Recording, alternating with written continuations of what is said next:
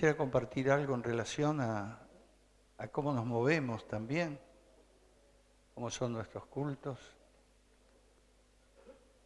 y qué importancia tiene todo esto cuando nos acercamos y basamos en la palabra, ¿no?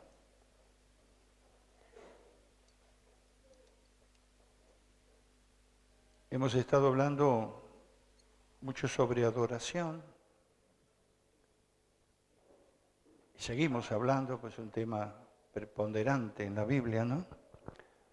Sin duda que tengo algo más que compartir con respecto a todo esto. Pero también es bueno que asentemos un poquito lo que tenemos, lo que hemos recibido, y pongámoslo, digamos, en la dimensión correcta, ¿no?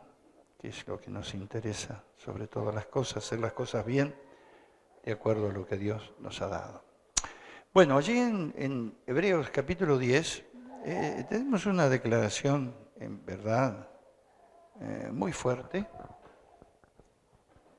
en el sentido de lo que Jesús hizo, que fue muy completo en la cruz, que tiene que ver con nuestra disposición en adorar y en venir delante de Él, ¿no? ¿Cómo nos acercamos? Desde ya que no hay una forma establecida. En la antigüedad había toda una forma, había toda una liturgia, podemos decir, de una manera de venir delante de Dios, con lo que hemos visto de la primera parte, de primer nivel de adoración allí en el tabernáculo, nos habla de eso precisamente, ¿no? Y todo lo que sigue, pues todo es realmente una forma muy establecida, aunque todo es figura de lo que es el cielo también, dice por ahí, ¿no? De las formas celestiales. Y todo es figura de Jesús.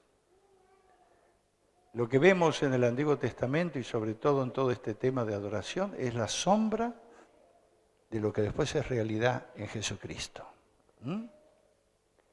Entonces, ¿tiene validez? Sí, tiene validez. Usted sabe que, o si no lo sabe, se lo informo, a partir del siglo IV de nuestra era, empezó una decadencia en la iglesia bíblica, podemos decir, ¿no? Todo lo que fue la fuerza de los apóstoles, los padres, llamados padres de la iglesia, que estuvieron en los primeros siglos, en los primeros años del siglo II, III, hasta el IV. En todo ese tiempo que se dio forma a lo que tenemos nosotros en la Biblia, ¿no?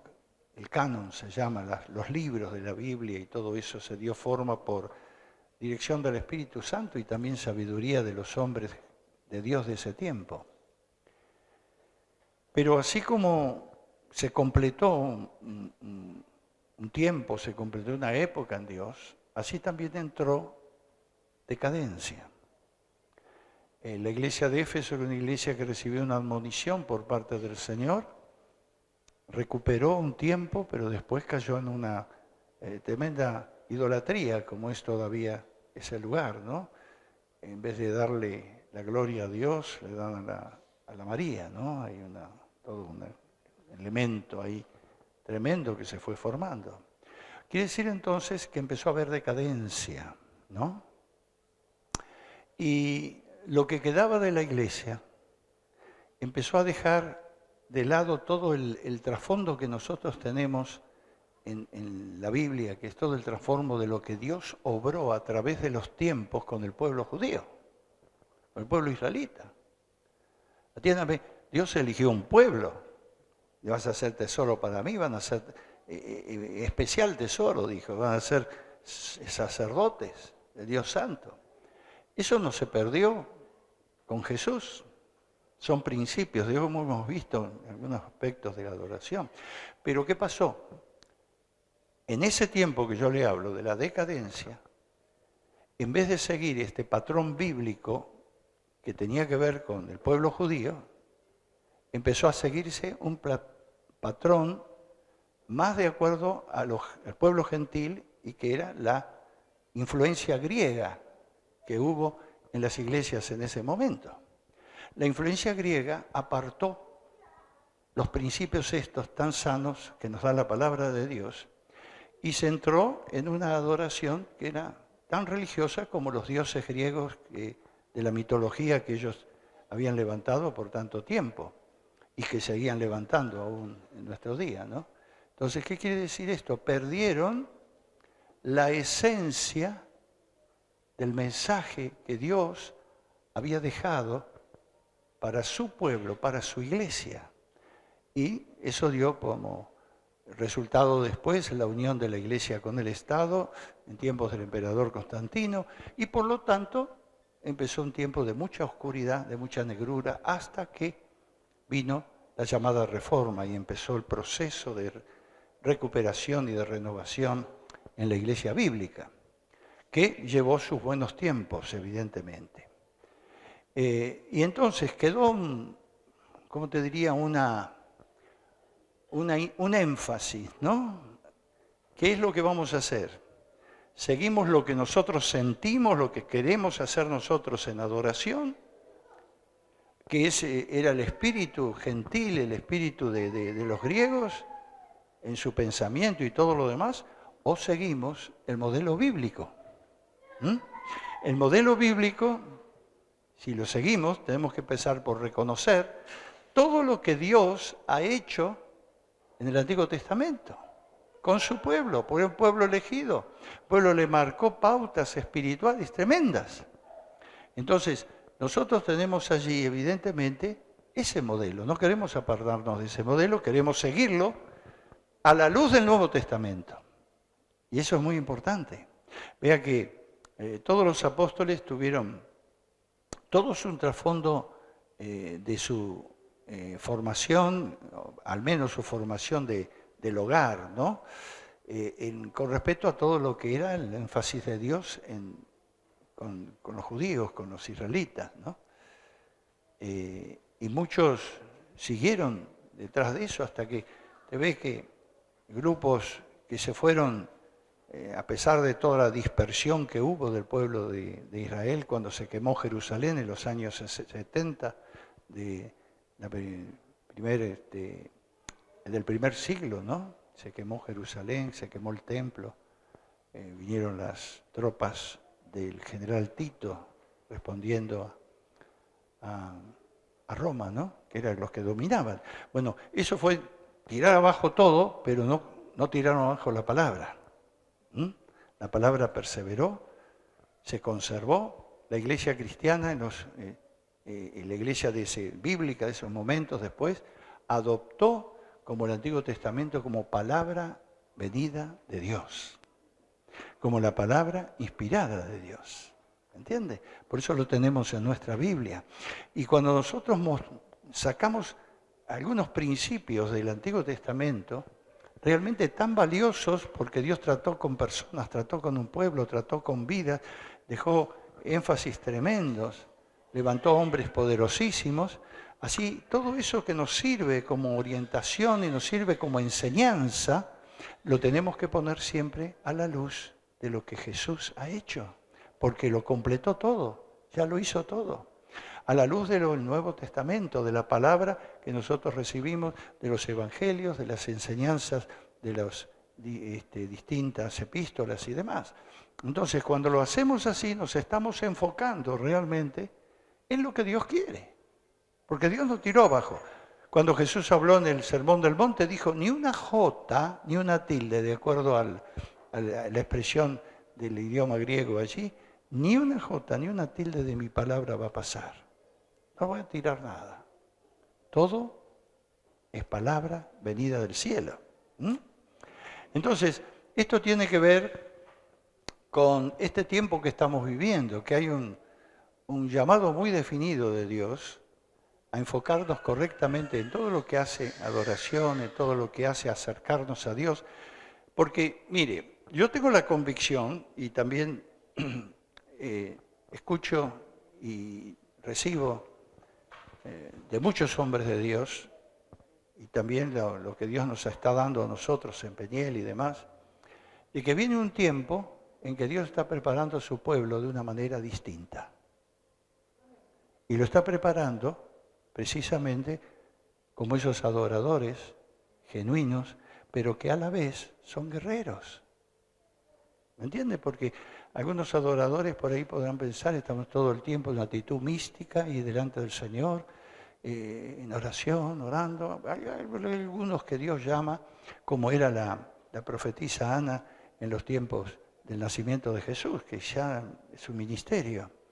Pero en general la iglesia es una iglesia que tiene un lugar preponderante en ese corazón de Dios cuando sabe adorar, cuando sabe acercarse correctamente al Señor y además guerreando, porque las fuerzas de oscuridad se levantan fuertes este tiempo.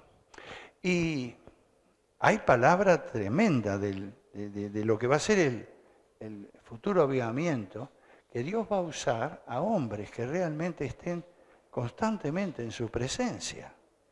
Va a pasar algo tremendo, soberano sobre sus vidas, van a ministrar con gran poder, van a llegar a muchos otros lugares, van a ser transportados de un lugar a otro. Es la obra de Dios, el Espíritu Santo no tiene barrera, a veces los hombres le ponen la barrera en los límites geográficos de los países, cierran las puertas, cierran las fronteras para que no entre ninguna Biblia, el Espíritu Santo entra igual y empieza a manifestarse. Esto está pasando en muchos del pueblo árabe. Empieza a llegar, envía mensajeros, estos transportados. Aún este tiempo está, es extraño, ¿no? Pero no pasó con Felipe en la Biblia.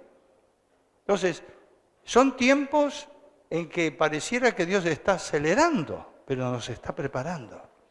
Eso es lo importante, nos está preparando.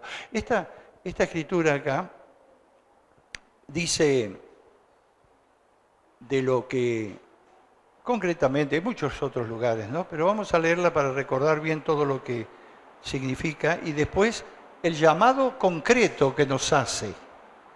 Pues hay un llamado, ¿no? Dice, así que hermanos, allí en el versículo 19 empezamos. Hebreos capítulo 10, versículo 19. Así que hermanos, teniendo libertad para entrar en el lugar santo o santísimo, por la sangre de Jesucristo. Viendo la lluvia. Otra vez, así que hermanos, teniendo libertad para entrar en el lugar santísimo, por la sangre de Jesucristo. Por el camino nuevo y vivo que Él nos abrió a través del velo. Esto es, de su carne.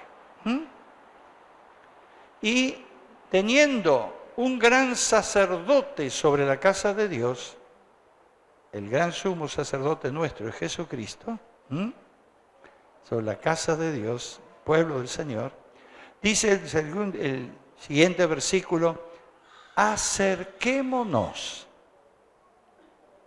con corazón sincero, en plena certidumbre de fe, purificados los corazones de mala conciencia y lavados los cuerpos con agua pura. En realidad no es el agua de corriente ni el agua de un río, es el agua de la palabra, está hablando de eso, el agua pura que viene de Dios, la palabra. Pero bien, ¿qué más dice? Mantengamos firme, sin fluctuar, la profesión de nuestra esperanza, porque fiel es el que prometió. Ahora, observen algo aquí. Está hablando y el llamado es a mantenerse firmes. Y mantenerse firmes en estos tiempos en que Él está preparándonos, está trayendo quizá un énfasis nuevo, no sé si están así, pero palabra que quizá en otro momento muy fuerte también fue dada, pero trayéndolo al tiempo actual que nos toca vivir, ¿no? Por eso pienso que es la adoración en un enfoque actual, porque Dios no cambia los principios, pero sí cambia el esquema, cambia la manera. Pero sí, nosotros tenemos en esta palabra una cosa concreta: acercarse. Acercarse al trono de la gracia. No nos acercamos, no por venir acá adelante. Acercarse al pastor no sirve para nada. Yo no soy el mediador es Cristo. Acercarse al trono de la gracia. Acercarse al Señor. Por eso cuando tantas veces viene el Espíritu, mueve, hoy por ejemplo fue un tiempo muy, muy lindo de un pantallazo tuvimos, ¿no? De esa adoración más profunda, donde Dios empezó a obrar, empezó a ministrar. Entonces, tenemos que ver esos tiempos. Hay tiempos para toda la alegría, todo el bullicio, todo lo inicial que nosotros podemos traer porque estamos gozosos, porque aparte de estas enseñanzas diríamos que estamos hablando de adoración, tenemos también lo que es el tabernáculo de David, que era todo el gozo, la alegría, la vida, el poder que se manifestó en todo eso. Hemos vivido esos tiempos. Pero tenemos que juntar todo y darnos cuenta que Dios tiene tiempos así, pero también quiere llevarnos más allá, ¿no? Ese es el asunto cuando está llamando a acercarnos más. Es el amor de Dios que quiere revelarnos más cosas. No que nos quedemos solamente con un nivel ahí, como yo he hablado, un nivel de adoración de los pecadores que venimos, damos gracias, bendecimos el nombre del Señor, todo bárbaro, muy lindo, porque es palabra, porque es de Dios, porque es lo que tenemos que hacer. Pero tenemos que avanzar. Por eso, manténganse firmes, sin fluctuar la profesión de nuestra esperanza. Fiel es el que prometió. Dios prometió. Hay promesas tremendas para este lugar, para nuestra iglesia. Yo dejo las promesas que puede haber sobre otro. Pero nosotros hemos recibido palabras sobre las promesas que están disponibles por parte de Dios para todo lo que Él quiere hacer en medio nuestro. Yo debo pedirla, buscarla. Señor, ayúdame, quiero mantenerme firme, quiero acercarme a ti, acercarme con un corazón sincero, ¿sabe? Porque delante de la presencia de Dios o cuando estamos en ese periodo inicial de presencia, porque evidentemente está Dios, si no hay sinceridad, la luz nos reprende, el Espíritu Santo nos reprende. Él quiere sinceridad, quiere el corazón abierto, ¿entiende? La vida abierta, el ser abierto. Delante de Dios, ¿qué vamos a esconder? Él conoce las intimidades nuestras, conoce lo que pasa en nuestro ser más íntimo, nuestros pensamientos, conoce nuestras macanas, nuestros fracasos y las cosas que hacemos cuando estamos solos. Vamos a decir las cosas como son, es así. Cuando estamos delante de otro, y a veces un poco la pasamos y damos otra imagen, pero cuando estamos solos, ahí Dios nos conoce. Y conoce nuestras fallas, conoce nuestros fracasos, conoce lo que somos. Y a pesar de todo ello nos ama, ¿me entiende?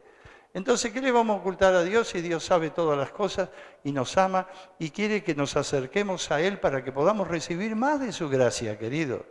Más, con ese corazón sincero, con la profesión de fe. Todo lo que dice acá, que ya lo tendríamos que hablar un poquito más definido, pero corazones de mala conciencia, ser purificados, dice la conciencia que nos acusa, a veces con sentimientos de culpa, esa voz que escuchamos allí en lo profundo tantas veces. Bueno, se quiere obrar en todo ese nivel para librarnos, para hacernos totalmente libres, porque ¿cómo comienza? Hermanos, teniendo libertad, te lo yo. Tenemos libertad para entrar. Pero le voy a decir algo, no todos entran, porque hay cosas que deben ser hechas en nuestra vida para que pueda entrar. La libertad está, Él pagó el precio, evidentemente, cubrió todo, como dice esto, pero nosotros tenemos que anhelar y desear más para que ese proceso de bendición amplia de Dios se forme y se haga en nosotros. Manteniendo firme sin fluctuar la profesión que es de nuestra fe, es lo que declaramos, lo que decimos acerca de lo que creemos que es nuestra fe en el Señor, ¿no? Entonces, mantenernos firmes allí, que es nuestra esperanza, creyendo en las promesas, considerándonos, dice además, versículo 24, unos a otros para estimularnos al amor. O sea, no estimularnos a los comentarios negativos y a los codazos por aquí y por allá. No, estimularnos al amor. La iglesia es edificada por Cristo en base al amor, porque Él dio todo por nosotros. La iglesia se compone de hombres y mujeres pecadores, pero que pueden amar porque Dios amó primero, ¿no? Pueden amarle a Él y amar a su prójimo. Dice, considerémonos unos a otros para estimularnos al amor y a las buenas obras, en el servicio, en la actividad, en lo que nos pone por delante, en las cosas para hacer. Bueno, no dejando de congregarnos como algunos tienen por costumbre, sino exhortándonos y tanto más cuanto veis que aquel día se acerca.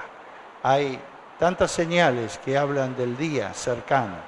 Pero aunque el día no esté ahí, enfrente de nosotros, Él nos llama a prepararnos para aprovechar los tiempos que tenemos por delante para serle fiel y rendirle a Él.